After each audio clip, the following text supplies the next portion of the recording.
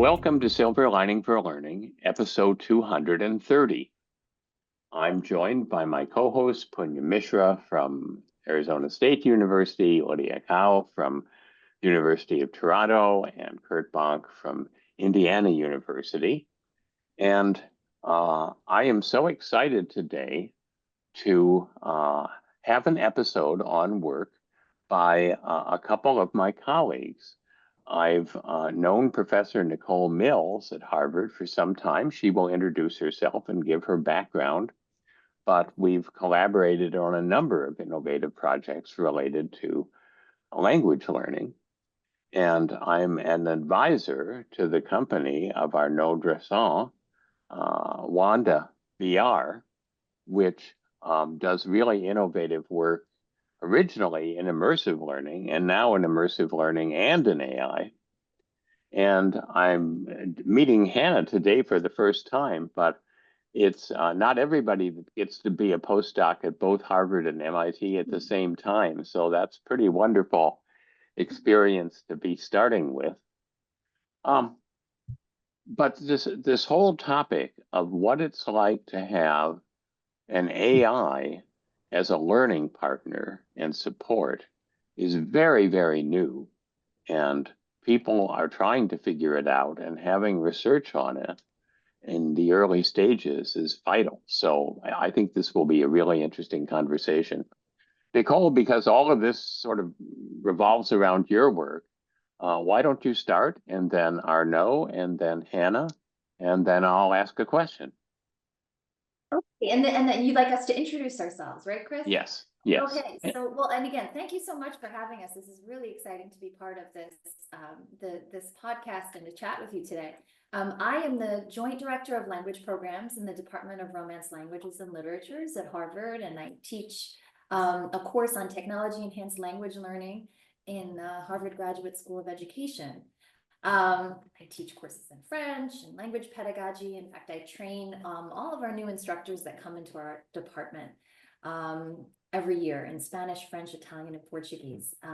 But I'm here because I coordinate the French program, particularly a beginning French language course entitled Paris and Virtual Reality, in which we've been engaging in a variety of different kinds of technologies over the years, and they've evolved over the years with time as the technologies have shifted and changed. But right now we're experimenting we have experimented with VR, AI, and also with augmented reality as well. So I'm excited to chat with you about the most recent project that we've been working on. Great, and I follow up with you, Nicole.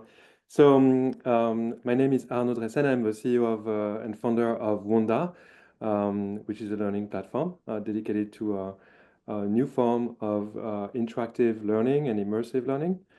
I have been working and living both in France and the USA for most of my professional life. I come from a storytelling background. I actually started in interactive journalism in the era of long form journalism.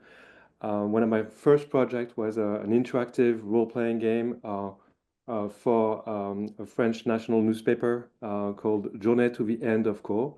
That's how I started in how to basically tell stories in a way that is more engaging, where you use all the possibilities of technology to immerse the audience into the story, so you are more emotionally engaged. And as part of my journey, exploring of a new frontier in storytelling using interactive media, I started to build tools for other people to create their own stories.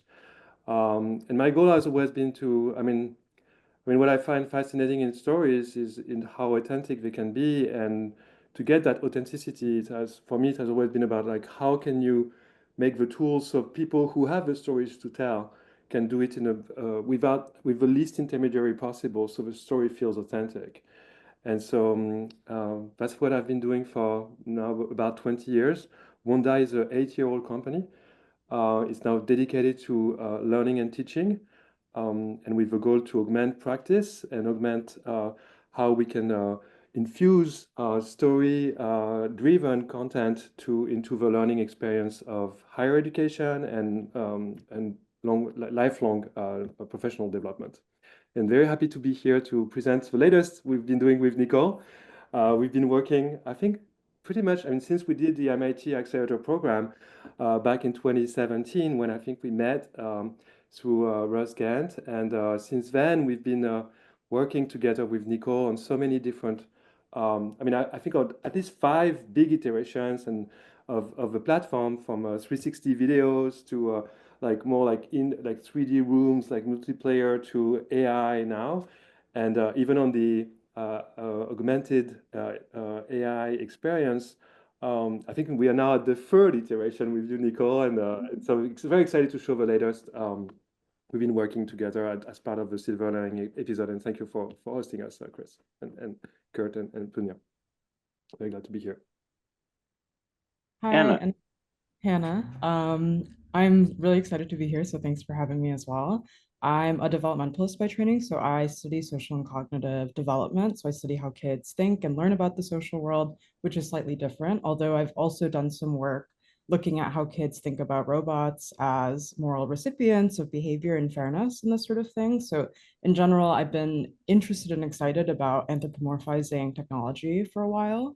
I'm currently a postdoc split between the MIT libraries with CREOS, which is the Center for Research on Equitable and Open Science or Scholarship. And then I'm also with the BCS department at MIT and also with Harvard Psychology.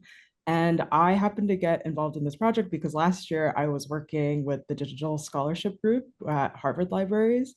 And one of the projects that I got to help on was this project that Nicole was working on. And the first time that I got to see the students interact with Lee, it was really memorable for me and really interesting. And I just feel lucky that I was able to work on something so interesting and cool and out of my wheelhouse. So yeah. So I know that you're going to talk more about Lee, the AI-powered writing companion. But and there's many questions about the strengths and the limits of what AI can be in terms of a learning companion across the board for any subject. But in particular, one of the things that I've learned from Nicole is that languages are not saying the same thing using different words. Languages are patterns of thought. And they're patterns of thought that are based on culture and context. And so I'm wondering if and how you are infusing Lee with some kind of a sense of culture and context that, you know, you would expect from a human being who is speaking a particular language, whether that's something that you've attempted, and how you feel about that. No, that's a really great question. And I think the interesting part about Lee is that Lee was born from photorealistic VR experiences. So at the outset of the course, when students first arrived in the first week of the semester, this is a course about Paris. It's a beginning French 2 course, but we want you to be able to envision and see what it feels like to be in Paris. And so during the first week, each day, through virtual reality, the students have a day in the life of one of 4 different Parisians. So they experience their lives through virtual reality. And one of those people that they experience is Lee himself. And Lee is a 12-year-old boy who lives in Paris with his family. So students, through photorealistic experiences, really kind of get to sort of feel as if they're a fly on the wall on Lee's life.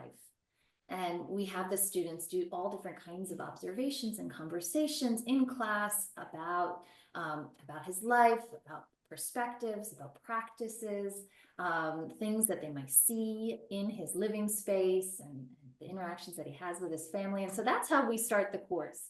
And what's been really exciting is with the emergence of AI, this was through conversations with Arnaud, we said, you know, what if Lee could come to life?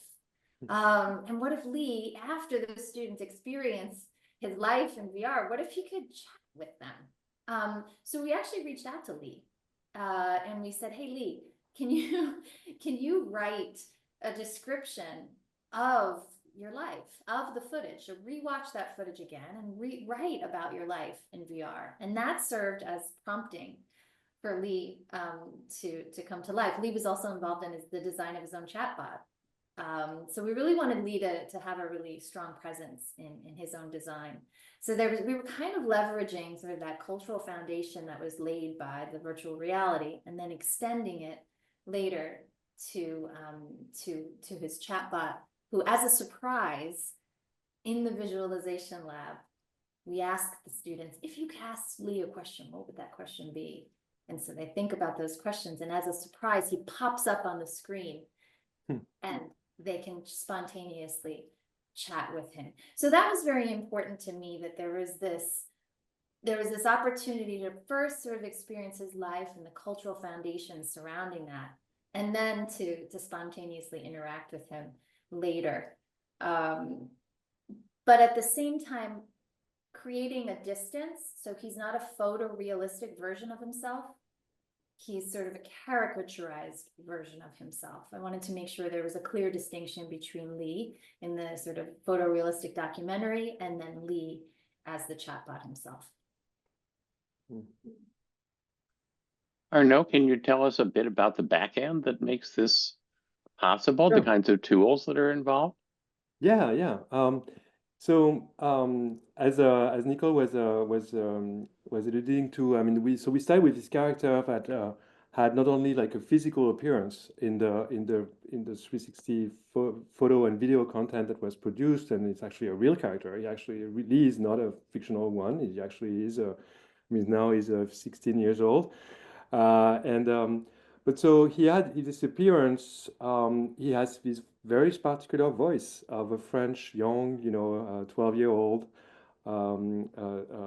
child that speaks at a specific pace, and with some prosody and all the things that makes voice such an interesting medium, right, to communicate.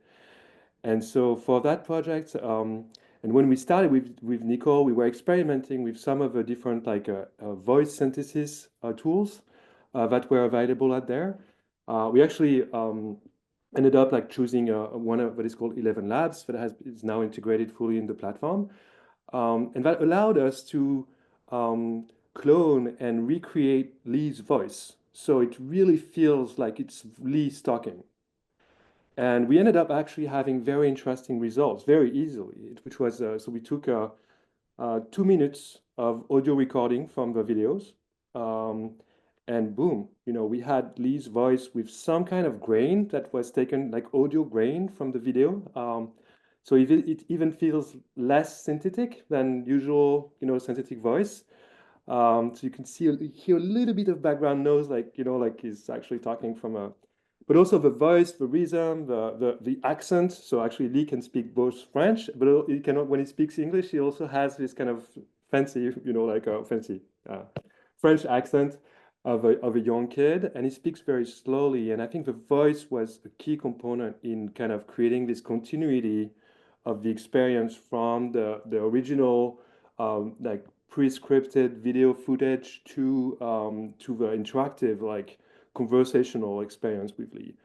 The second component was the avatar, so the avatar of Lee, so it looks like Lee, so it's and so we've been using another platform for that we integrated with Wanda, called Ready Player Me, which is a very easy to use avatar creation platform.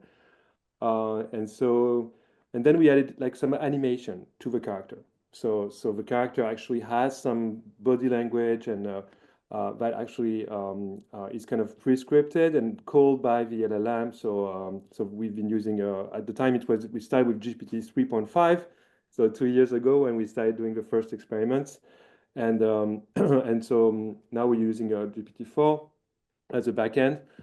With some extra prompting, right? Which actually makes Lee not to talk like a ChatGPT experience, where it actually has the story behind him and with the exact words that actually Lee wrote for the prompt. So Hannah, as a developmentalist, I mean, I talk to lots of people who put an asterisk next to having people who aren't adults interacting with chatbots, especially people who are younger. And I'm just curious as to what you see about something that I mean, puppets have been around for a long time, but this is sort of different than a puppet where you know there's a puppeteer. Yeah, certainly. I think it's a really interesting question. And I actually think it's something that is increasingly changing with time. Like, I remember when the first sets of research that were coming out about how children interact with chatbots was happening. A lot of it was about children understanding that this is a chatbot, children, whether or not they get any sort of information from this chatbot, which might be different from another type of agent or person. But as kids increasingly get experience with chatbots or AI very generally, I think their relationship with what the chatbot is to begin with starts at a very different baseline. And in fact, I think it's true with some of the students as well, that because they're increasingly getting more experience with having chatbots than maybe they were like a year ago or 2 years ago, that it seems like it's a really rapidly changing landscape. Well, Kurt is next, but Punya has a quick follow-up. Yeah, Punya should go for next. Yeah. Thank you. No, I'm extremely interested in this theme of, what Nicole, you talked about, that you didn't want this to look, feel in that experience as being real. So you wanted to break that at some level. And at the same time, Arnaud, there is this part you're talking about where the voice, and I've played with 11 Labs. And in fact, I have a video on my website. This is when 11 Labs just first came out. And it wasn't very good. I was using their free version, trained it on barely anything. And what was hilarious is there is a higher quality one and a lower quality one. The lower quality one actually looks more real because you feel like the video grain and stuff, and the voice. And Hannah, the stuff around anthropomorphism. I mean, if there's one thing I've been going on and on, if you go to my website, you'll see I've been writing a lot about that topic for a variety of reasons, and in fact, one of my first studies published in 2006 was children's response to anthropomorphic toys. So this is what you guys are talking about is stuff that I've been thinking about. So I want to understand, because there is this interesting tension here, right? I mean, Hannah, you talked about it. I think Nicole and Arnaud, you came at it slightly from different perspectives. And I just want to hear from each of you how you're navigating that, because at some level, as real as the experience can get, the more powerful it will be in some ways. But at some level, there is also this hesitancy of making it too real.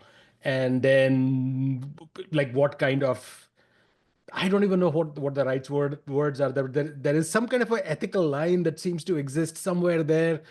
And we had a similar conversation with some of Kurt's colleagues who had come by a couple of episodes ago who work with senior citizens and robots. And they also deal with the same tension. So I'm just curious to hear from each of you what your take is on this vaguely gray line. And as Hannah, you said, one that's shifting as we gain more experience and the technologies also shift.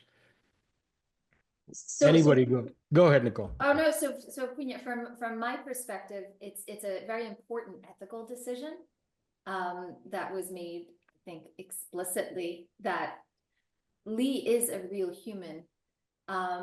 And how far can we and should we go in creating chatbots based on real humans to make sure that we can differentiate between the real human and the bot? They're not the same. Right. And I think that we have to make really explicit decisions when we're designing these kinds of materials, to think carefully and ethically about the people that we're working with. So I think it's sort of a back and forth game. I wanted Lee to be involved. I wanted him to make sure that he was okay, obviously, that he was on board with this decision. I wanted him to have like agency in his own design of his own chatbot. But at the same time, I wanted to make sure that we were making decisions and that was clear in the design that he is different from his bot.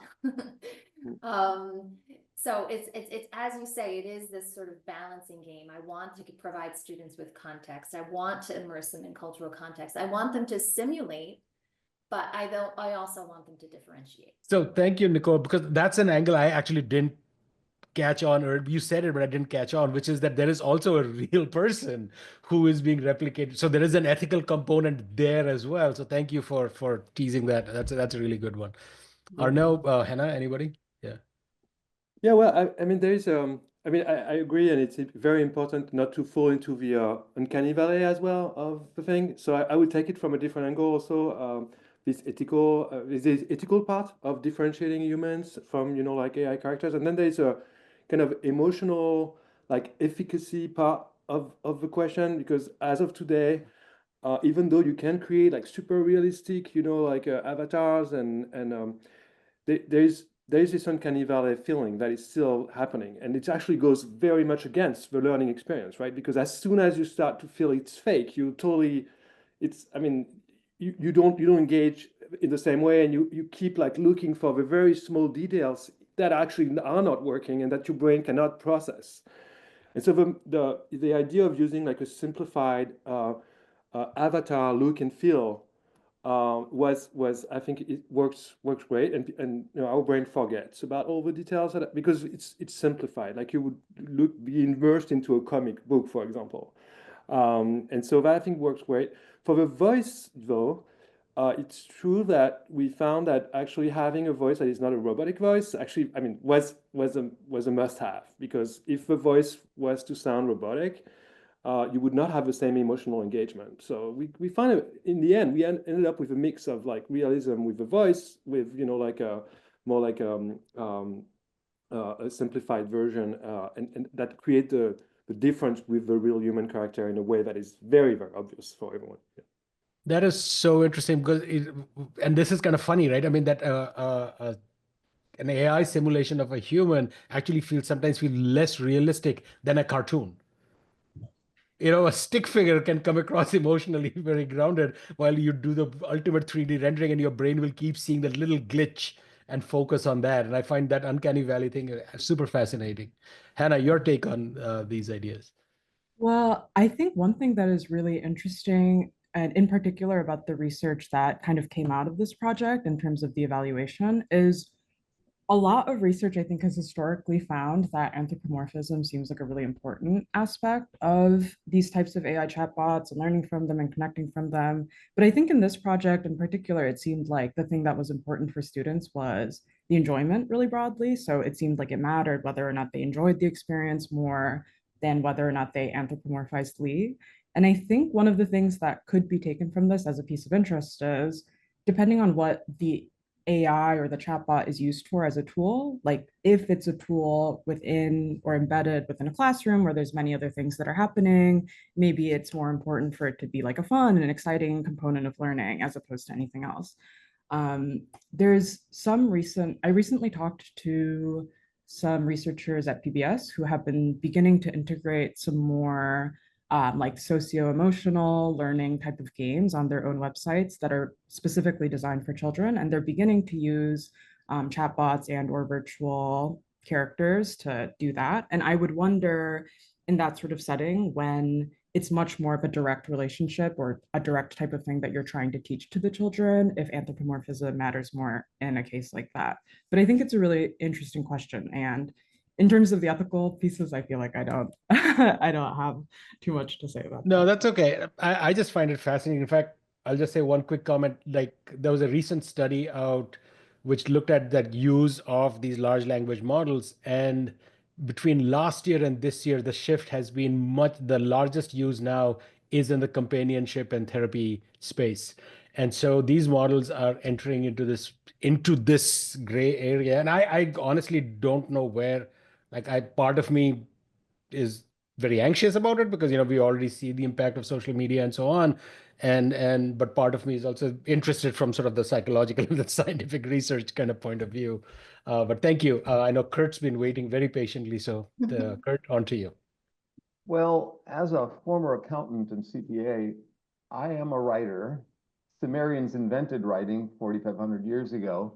I'm fascinated with technology and writing. My dissertation a long time ago with Marlene's current supervisor, with Lydia's current supervisor, was looking at how we internalize computer prompts, critical and creative thinking prompts. And developed keystroke mapping and understanding that, looking at human development. So our first question is for Hannah and maybe Nicole. I have a follow-up question for Arnaud and definitely Nicole, if we have time for it. But, you know, early on, I was looking at computers as augmentative aids to extend what's possible when one's writing and thinking and so forth. And then I got into collaborative writing and knowledge building technologies using the Knowledge Forum and other tools that were out there, the Knowledge Builder and things that I developed. And then moved into the mid 1990s and late 1990s. We were looking at computer mediated discourse, and I had a whole team, the Computer Competency and Collaborative Writing Group in Indiana. We did a book together called Electronic Collaborators that was published by Earlbaum a long time ago. And then I got into wiki books, and my students writing cross-cultural wiki books and cross-institutional wiki books and all sorts of things going between folks in Korea and China and US and other parts of the world doing cross-cultural case analyses too with folks in Finland, the UK, and Peru and other places. So I'm doing all these stuff. Most recently, though, I'm looking at Gen AI as a writing aid.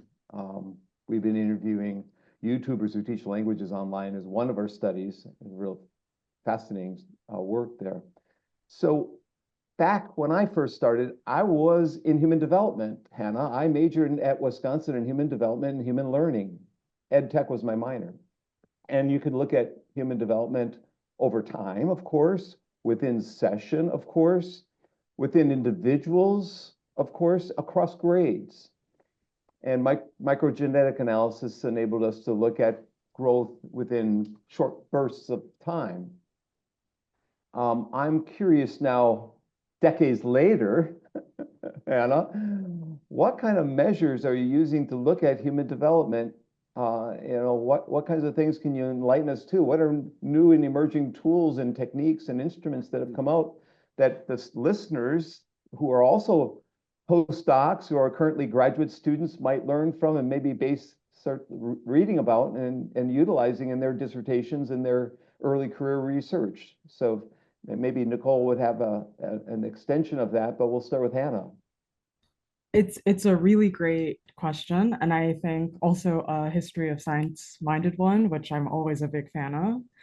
I would say I still think that within social cog, it's still the norm to look mostly at means across large populations. So I think the project of a lot of social cog development is still to look at, on average, how are people learning if you really are kind of comparing them across some sort of baseline or some sort of population with, you know, other pieces like culture and age as predictors more than anything else.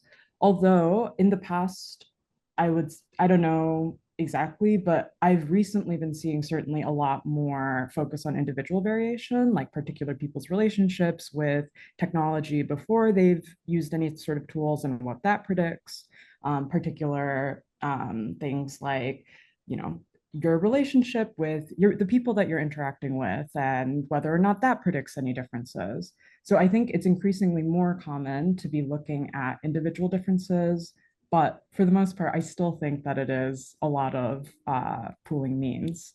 Yeah, I don't know. Nicole, do you have anything else to say about this? No, I mean, Hannah's the expert on this topic. I will say that sort of back in the day, you know, years ago, my dissertation work was like heavily grounded in self-efficacy. My dissertation advisor was Frank Baharis. I don't know if you remember him, but Frank Baharis was my dissertation advisor, and I had a dissertation on self-efficacy, and I'd done a variety of different projects associated with self-efficacy and a variety of different psychology of language learning variables. And so as we were doing this project, I was collaborating with Hannah, and I was sort of working from sort of the existing, you know, constructs that I had worked with, and then Hannah was bringing in, you know, some of these newer constructs, and so that was really an exciting moment for us to kind of take kind of sort of my field and hers and kind of bring it together. Kurt, if I can just make a very quick observation. All the way back in episode 12, we had an episode on fan fiction, Writers in the Secret Garden, co-authored by a psychologist and a computer scientist. And in a way, you know, this is a little like fan fiction in the sense that you have a peer, as opposed to an instructor in Lee who's there as a support.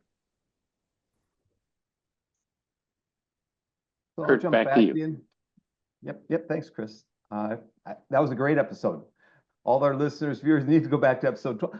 We have a ton. I mean, we're at episode, what, 230 here? I mean, there are a lot of shows that we all could go back and learn a lot from. I do from time to time myself. I'm going to turn this a little different direction, Arnaud and Nicole, in that when Arnaud was talking, I was trying to look up Wanda, and it's WONDA for people who are watching. WONDA, yeah. I'm wondering, because I'm teaching a course in emerging learning technologies right now, which I created 3.5 decades ago. It was a long time ago. I'm wondering if there are any practical applications or experiences in your website that my students could explore. Any kind of pedagogical examples? You talk about stories, anything that I might be able to show in class Monday night? I'm being greedy now.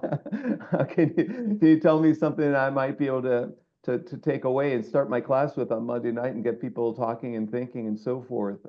So Nicole, any innovative pedagogical things that people are utilizing that you might want to document or talk about here? And we'll start with Arnaud.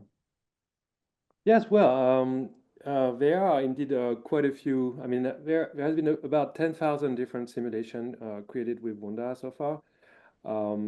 Some of which have been created in the field of teachers training, for example, social work preparation for like employability. And of course in language learning, where Nicole has been spearheading most of them.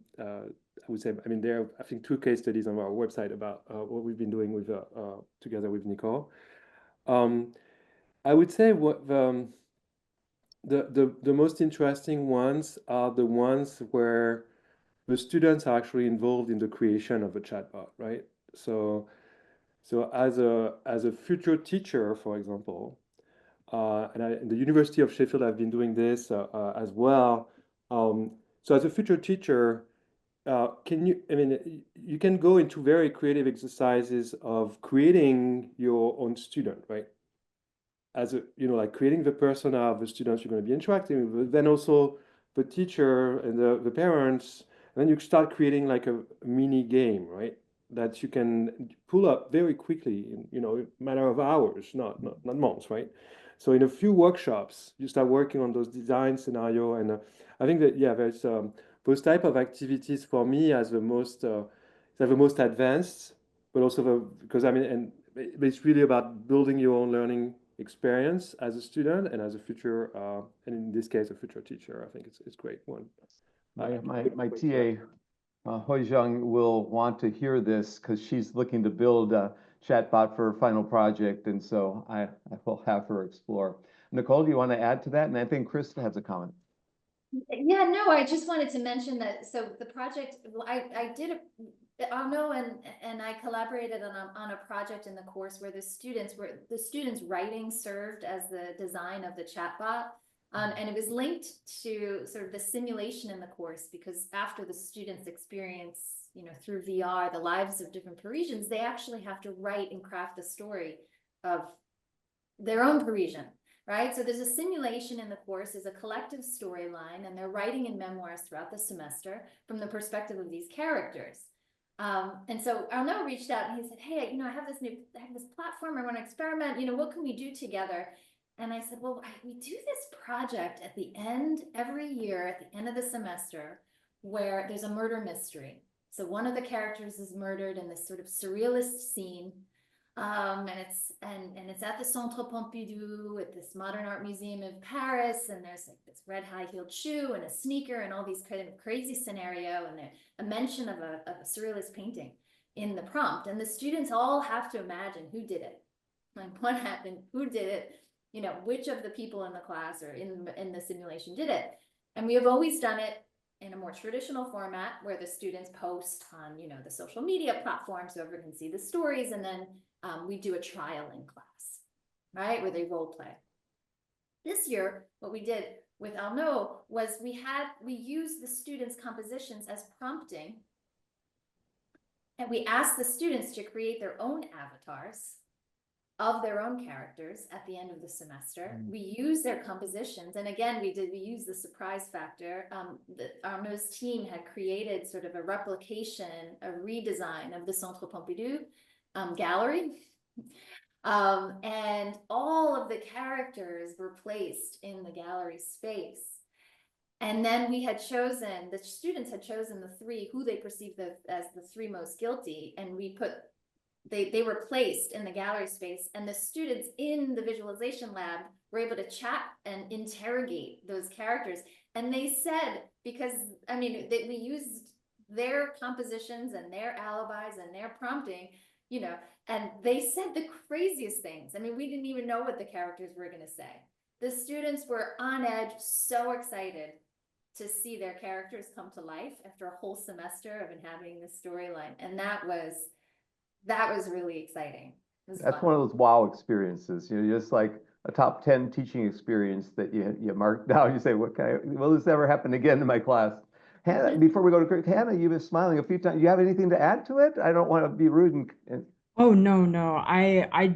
To me, really, I think it's so cool and wonderful, the project. So every time I hear about it, I just smile. Yeah. And I won't take much time from Lydia, but we've talked about narrative a lot, and it reminded me of in the early 1990s when I was teaching my emerging technologies course that I used, and I don't speak French, so I'm going to butcher this title, à la Rencontre de Philippe, Oh, yeah. which was an interactive video disc done at MIT in the mid 1980s, all in French. Philippe, as I recall, and I don't speak French, so I had to figure it out sort of through mime. Philippe gets kicked out of the apartment he shares with his girlfriend because she feels he's been rude to her, and so you have to help him find a place to stay. And there's actually a path by which he and his girlfriend can get back together, but you have to get a phone message and get the phone message right. And, you know, again, the engagement factor was very high, and the cleverness of coming up with situations that would evoke certain kinds of vocabulary production was really interesting. So the technology is different, but actually some of the fundamental themes in learning are pretty similar. Lydia. Thank you, Chris. Earlier, like when we first met, I said I've been following your work, and I'm such a huge fan of your work because I really think your work bring immersion, authenticity to a language learning classroom. So neither English or French are my first language. My mother tongue is Mandarin. So when I was learning French, I remember back I was in Quebec in a language class. What's really missing for me was the authenticity. And because we have to do these like exercise and then sometimes role play, but none of us is really a French speaker. So we kind of a lot of time these exercises feel a little bit artificial, and it's kind of hard to take on the identity of a French speaker when you do these exercise. So I think your work is really powerful to bring such immersive experience, which is really lacking in the traditional language learning class, and to make it possible and to a lot of language learners. So my question has to do kind of zooming out a little bit from the AI-powered chatbot and these really powerful immersive learning experience is how do they situate in the larger pedagogical picture? I think Nicole, you talked about earlier about, you know, you show your student this documentary about Lee and his life in Paris, and I feel there was some intricate pedagogical design there, and I would like to learn more about that. I think it's really important that in any language class that there's a wide variety of different pedagogical tools that are being sort of pulled at in your design and working towards the goals that you want to achieve. So that's the outset of the course at the beginning. That's the first week. We don't necessarily, in our conversations and discussions with the VR and the immersion piece, really it's a lot of just a lot of recycling of previous grammatical structures and linguistic functions from the previous semester. It's the first week back in class. So they're describing the characters. They're describing sort of what may happen in the future. They're comparing characters. These are all things they did in the first semester. Now, as we move through the semester, there are a variety of different themes. So we have a theme associated with housing in Paris. We have a theme associated with a history of Paris, quarters of Paris, arts in Paris, and media in Paris and current events. Each of those chapters is linked up with targeted linguistic functions and grammatical structures. So for example, on the chapter on the history of Paris, it dovetails really nicely with narration. And we focus on, if you remember from your French class, the passé composé, the imparfait, in addition to direct and indirect object pronouns and vocabulary associated with historical events. Then in chapter 8-9, we have different linguistic functions and grammatical structures that are all sort of tied in contextually within these themes. Within the course, we have standard homework exercises, maybe that you're probably used to in the class that you've taken. We have homework, grammatical exercises and vocabulary tasks that they do at home nightly. The students are also, they have a memoir, which you know about, the composition that they write, one per chapter, which they have the opportunity to revise. They also have a quiz. So it's a mix of, sort of standard traditional, standard and traditional forms of instruction that you may see in a traditional language class, mixed and embedded with these immersive components. We have that sort of collective storyline that kind of runs throughout the class.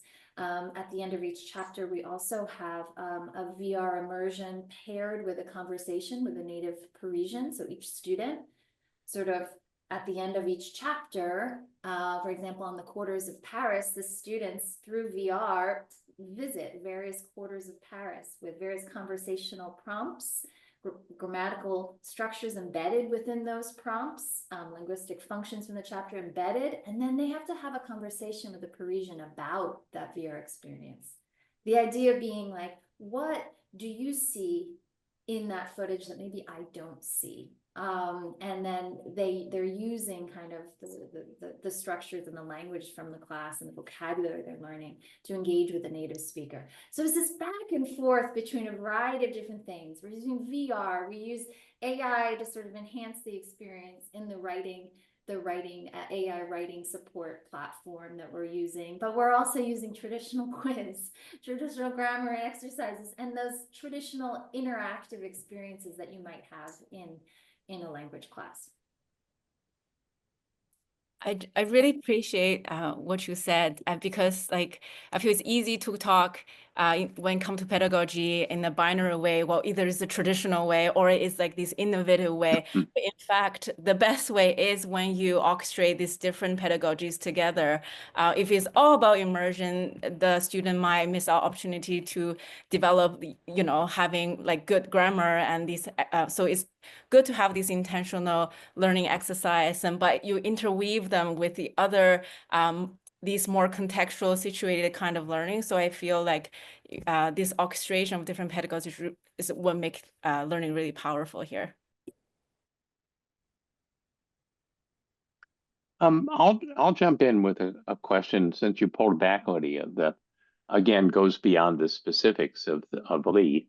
I recall conversations with you, Nicole, and also parts of your articles where you talk about a phenomenon, and just correct me if I get this wrong, that people are happy to listen when they're hearing the new language, but it's very difficult to get them to speak it, even if they could be relatively fluent in speaking it based on the assessments that you do, that having the self-confidence to kind of say something and worry that you might embarrass yourself And I'm wondering if these kinds of virtual experiences that you're describing, the simulation practice, if you've seen that that has an effect on people being more willing to kind of try their arm at a certain point with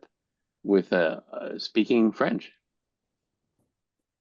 You know, I think absolutely. I mean, I think the idea that you're role playing and that you're not being yourself allows you to maybe sort of open up and maybe say things that are maybe, you know, contrary to what you may normally say. We have students that are, you know, playing the roles of, you know, a 75-year-old sort of older woman in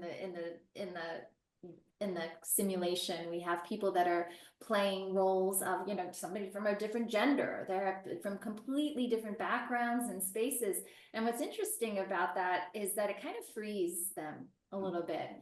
We also sort of push this idea that we want this to be playful and creative, which allows them to be a little bit, to be humorous, to be funny, to create a storyline that's compelling. What's very important is that I really want them to have a voice. And that's something I tell them from very outset with some of the model compositions that we share. We want you to have a voice and start to develop that voice in your compositions and as you're role playing in the class. And I think through that playfulness, I think you start to sort of push towards more communication. There's a construct in the psychology of language learning called willingness to communicate that they evaluate, which is exactly what it is, willingness to communicate. And I think that it could potentially provide more opportunities for them to be willing. Yeah, and to maybe add a little bit on that, to build a little bit on that, on the willingness to communicate. I guess one of the question I'm still, you know, very curious about. I mean, for me, it's kind of, the answer is obvious, but I mean, we may need to find the data. Is how much are you more willing to communicate to a character that you have some kind of bound with, compared to like a Duolingo type, you know, like impersonalized kind of character that is kind of popping up on your screen. Here, like you connect with this character you've seen prior in different modalities during the course, and you have things to say to this character. There's some kind of connection you already have with the character. It's not just one of many characters just popping up on your screen that you just need to asking you questions or whatever. So I'm really, I think there is something there, but we should not understate is like how much the creative, the emotional connection with the character as a character in a story, actually, right? If you think about the learning journey as a story arc, right? Where how much does it actually play a role in your willingness to communicate and express yourself, specifically orally, right? Like you're mentioning, Chris, as being the most difficult thing to do, right? To feel like confident enough and willing enough to express yourself, and because it requires so much effort, right? When you're beginning.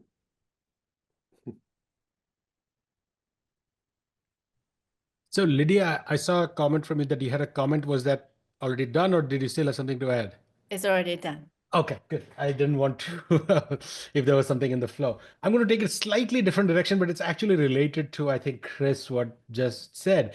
So one of the things about these large language models, you know, that you're using as the back end is that they hallucinate. I mean, in fact, one would argue that that's all they do. They just sometimes happen to align with what we are saying or thinking, and we're like, wow, it got it right.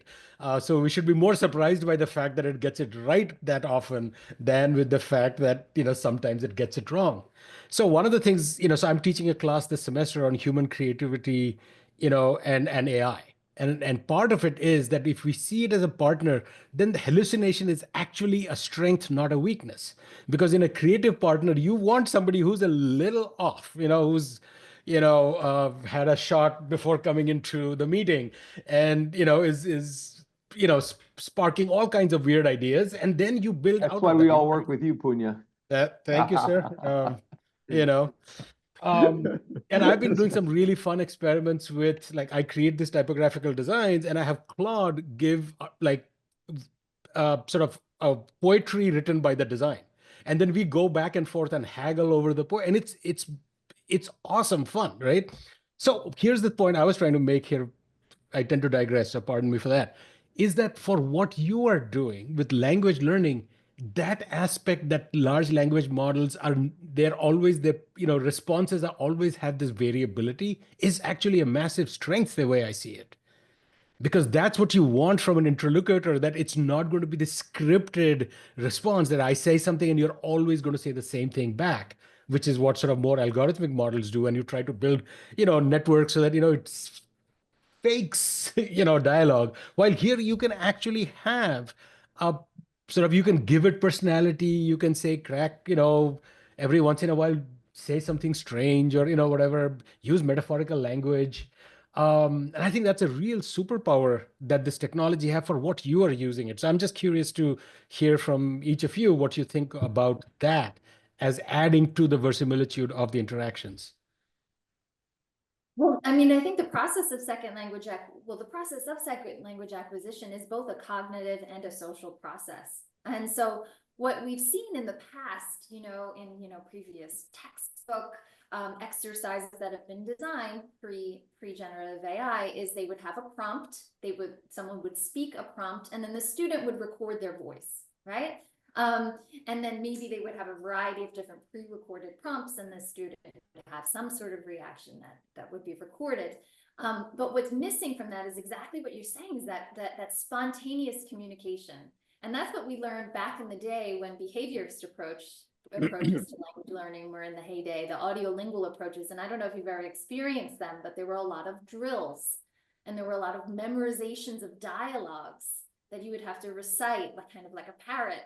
But the problem, obviously, with those dialogues was that as soon as a student was out in the real world and, they were asked that same question and then they provided a different response, their mind would explode. Like, wait a second, I memorized, you're not supposed to say that. You're supposed to say this. Because as we know, this is not how communication works. People have a wide variety of communicative repertoires, things that they say. So the opportunity for spontaneous communication is huge for me. It's one of the first times I've seen that with generative AI and with technology. And so for me, that's very exciting. Sure. Arnaud or Hannah? Yeah, and then you want to start? Yeah, one thing that I think is interesting about hallucinations in particular is there's been some recent work, I think, with kids in which they show something like they're quite good at doing error detection with different types of models as long as they know that errors can happen. And I think one of the ways in which this can be useful is that detecting an error in any kind of context might help you learn a little bit better about why it was incorrect, about reasoning why it was wrong, and this sort of thing. It just seems like it's about communicating that an error or a hallucination is possible to begin with. But in kind of a similar way, I could imagine that it could be a useful tool when it's used in the right kind of situation. And I think that's an interesting component of it as well. Sure. And I like what you said about the hallucination being by design, actually a feature in a way of generative AI, right? Which, if you think about it, I mean, generative AI, as we know it today, has been, I mean, it's basically some kind of alchemy that ended up working. People still don't really know exactly what, except that it just got it to run and run and run and over again until it actually started working. So the whole generative AI, I mean, you could think, I mean, I would agree that you could think about it as an hallucination kind of all, itself, right?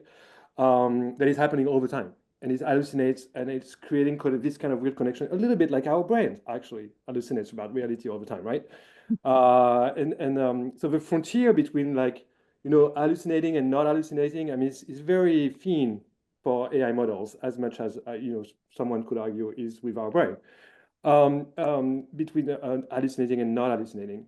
And I agree, it's the fact that even though the instructions and the backstory that is provided to Lee is not necessarily followed, was an issue at the beginning, because you would give it instruction and GPT 3.5, for example, would forget about those, this needle in a haystack kind of graph, that helps, measure the ability of large language model to actually follow instructions that they are providing and not forget about them. And it was an issue, but I would not call it hallucination. It was just like a lack of memory of what the instructions were. Yeah. But then when you start having those, I mean, now we have those instructions followed, but what happens when a student asks or start, engaging into a discussion that was not covered by the instructions, and then that's where the hallucination is actually, useful, because then you don't break the flow of the learning, experience. Because in this case, there's no, the fact that Lee would be fantasizing about some story that never happened, was not in the instruction, is actually not a problem. It's actually good that he ended up Exactly thinking about it, right? So I wonder if I could just chime in with just a quick funny story, because I don't know if you remember when we were doing the murder mystery and we were talking about spontaneous communication.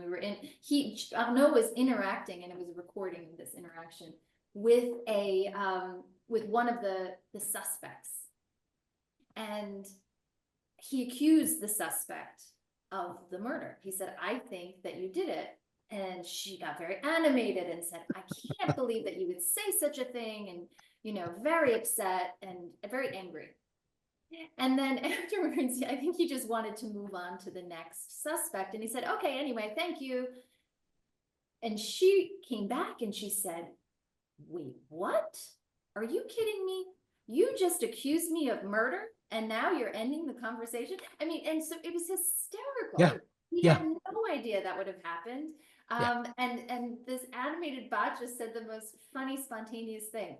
But what if someone might Yeah, say, but to me, that's the thing. It's like, what is this technology good for? And I think language learning is a really powerful example of that, because that spontaneity that happened, any previous scripted algorithm would never have responded that way. Or you'd have scripted it in, and then every seventh time that would happen, which is the same as like, whatever. So I have a great little example. So I'm teaching this class on creativity, and I have a bunch of international students there. So we got into this conversation about how, if you literally transfer metaphors from one language to another, it sounds poetic.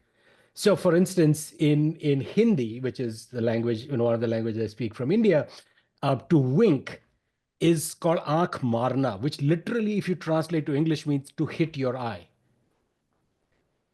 And now, if you write this in English and you say that she was across the room and she hit my eye, it sounds poetic, but if you say winked, it's got a different meaning. So she has created this app called Lingua Twist, which actually, I mean, it's a little GPT that she has created, which will translate literally metaphors, and the conversations with the bot get so interesting. Because it'll be like translating from a metaphor in Mandarin into English and vice versa. And language suddenly unfolds in a way that is incredibly unexpected and in weird ways beautiful at times, but always surprising. So that's what I feel like, if we understand truly what this medium is, this new technology is, and we find the right uses for it, which it seems clearly language is one of them. Creativity to me is another, like these domains. I think we can really do some interesting work rather than see it as an oracle, which is what people are like, give me the right answer. That's like the most boring use of this technology, honestly. But anyway, I digress, as I tend to do, but this is great. Thank you so much, Kurt. On to you. Kurt, we have a little bit of time. Right. I won't ask my question. I'm going to just make a comment, and Chris will make a comment, then we'll introduce the next show. My comment is, Chris and I taught emerging learning technologies 35 years ago, and I'd like to get the expressions and have Hannah look at the human development aspects of them. If we took our classes from 35 years ago and plopped them down today to explore the tools that you three are creating and exploring, and then think about, so my question is going to be, what do you see happening in the next few years, if not 35 years into the future for online foreign language learning and other things with AI enhancements? Anyhow, I was just chuckling to myself while all you were talking, because I was thinking about my class back from long ago. Chris. Well, as always, we run out of time before we run out of interesting things to talk about. But that's good too. You kind of believe in wanting more in show business.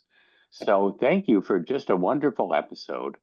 And this work is innovative on so many dimensions. I mean, it's innovative in terms of language learning, but it's innovative in terms of identity and and the strengths and weaknesses of a chatbot partner as opposed to a human partner. Just very, very evocative, and it's exciting to be living at this time and to see these kinds of changes happening. But thank you for making time in your busy schedules to come together and to do this.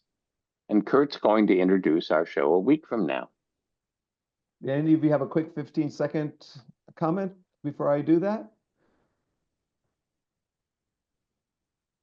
Anyone jump in? No? Again, I want to thank you too, and I'm sure Punya and Lydia as well would like to give a big round of applause because it's been a fascinating show. And we have not run out of questions here. Thank you for having us. Indeed. I'm going to introduce the episode 231. And episode 231 will be next Saturday at noon, April 19th, called Stepping Up, Refugees in Need of Higher Education and So Much More. And we have two experts from Indiana University, Randy Schrader, who's the chair of Indiana University Refugee Task Force, and Nicole Bennett, who's a doc student at Indiana in geography and informatics, who's also the assistant director for the IU Center for Refugee Studies. We're going to hear some interesting data and stories.